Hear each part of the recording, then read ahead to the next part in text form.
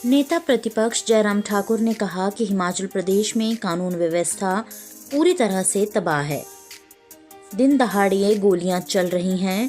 प्रदेश के भीतर जगह जगह खालिस्तान समर्थक नारे लग रहे हैं। पुलिस पर माफिया हमला कर रहे हैं। पुलिस विपक्षियों की जासूसी में लगी है। आम आदमी की सुरक्षा भगवान भरोसे है। मुझे लगता है कि मुख्यमंत्री जी को इन सारी चीजों को लेकर के सबसे पहले तो यह है कि एक सिस्टम है, एडमिनिस्ट्रेटिव सिस्टम में एक जो डिसिप्लिन ऑर्गेनाइजेशन है वो पुलिस विभाग है। आपका उसी में ही डिसिप्लिन नहीं है, क्योंकि आपने अपने हाथों से व्यवस्थाओं को तार तार किया है। आप कहने की परिस्थिति में नहीं है, क्योंकि उसके लिए जिम्मेवार अगर कोई है तो आप खुद जिम्मेवार है। इस बात को आपको स्वीकार करना पड़ेगा। आज से पहले अध्यक्ष महोदय, इस तरह के हालात हमने कभी नहीं देखे हिमाचल प्रदेश में। हम वर्षों से यहां पर काम कर रहे हैं, लेकिन पुलिस में दिखता था ये अधिकारी है, इसके जिम्मे प्रदेश की कानून व्यवस्था है, ये अधिकारी है, इसके जिम्मे पुलिस विभाग में ये काम। यहां मालूम ही नहीं है, पड़ता ही नहीं है कौन क्या देख रहा है, कौन क्या कर रहा है, मालूम नहीं पड़ता है। ये सबसे बड़ी चिंता का विषय अध्यक्ष महोदय। इस बात को लेकर के हमने जो है इस मांग संख्या 7 को पहली प्राथमिकता में लिया और पुलिस के कुछ अधिकारियों को आपने ऐसे काम में लगा रखा है। एमएलए की सर्विलेंस करो, कौन किससे बात कर रहा है, कौन किससे मिल रहा है, इस पर तो पूरा तंत्र लगा हुआ है। लेकिन पूरे प्रदेश भर में जो हालात बने हुए हैं चिट्टे के कारण, चिट्टा पहले बॉर्डर एरिया में होता था, आज जाकर के सुदूर ग्रामीण क्षेत्रों में जहां आदमी नहीं पहुंच सकता वहां चिट्टे से मौत हो रही है।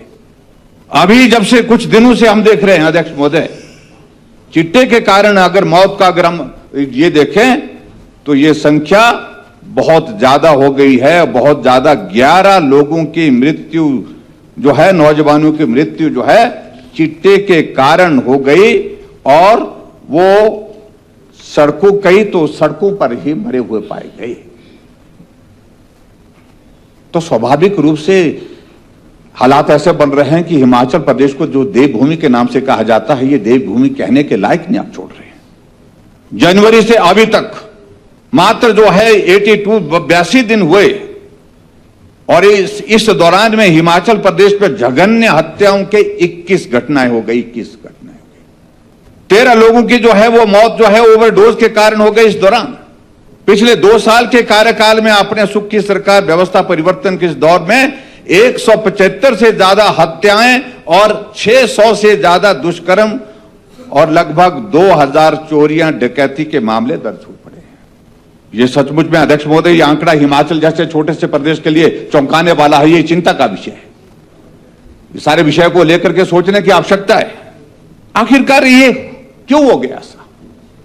मुख्यमंत्री जी के पास गृह विभाग है, लेकिन उसके बावजूद भी आपकी प्राथमिकता नहीं बन पा रही है कि हिमाचल प्रदेश में शांति का माहौल बना रहे।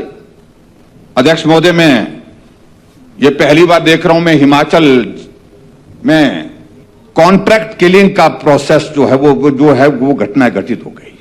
गोली चलाने के लिए दूसरे राज्य से हायर करके लोग लाए गए और गोली चलाई जाती है। डिप्टी कमिश्नर के कॉम्प्लेक्स में, जुडिशियल कॉम्प्लेक्स में बिलासपुर की यह घटना है।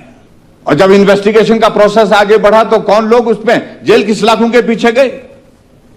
वैचारिक दृष्टि से उनका संबंध किसके साथ है? वो विधायक जो पूरा विधायक के नाम से जाना जाते हैं, पहचाने जाते हैं, वो किस पार्टी से ताल्लुक रखते हैं? उनका बेटा 2 महीने के लगभग जो है वो जेल की सलाखों के पीछे रहे और घटना वही नहीं रुकती है। होली वाले दिन दोबारा घटना होती है बिलासपुर में और उसी पूरे विधायक के घर में जाकर के गोलियां चलती हैं। जिंदगी बच गई, घायल हुए, स्वयं भी घायल हुए वो विधायक महोदय और उसके साथ साथ में उनका पीएसओ भी घायल हुआ।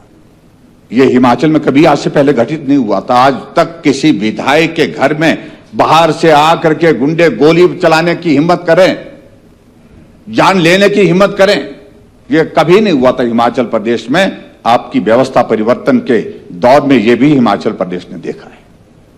क्या आपको मालूम नहीं है कि ये सारी चीजें कैसे हो रही है? अभी तक गिरफ्तारियां उस सिलसिले में मेरी जानकारी के मुताबिक जिनकी होनी चाहिए थी अभी उनकी नहीं हो पाई है।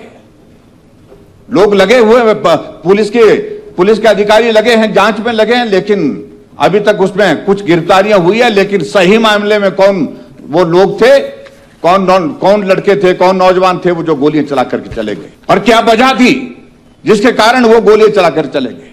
ये गैंगवार की स्थिति हमने आज से पहले कभी नहीं देखी हिमाचल प्रदेश में। ये हिमाचल प्रदेश में आज की सरकार में हम खुलेआम इस बात को देख रहे हैं। वीडियो से जुड़े रहने के लिए धन्यवाद। हमारे चैनल को सब्सक्राइब कीजिए अभी।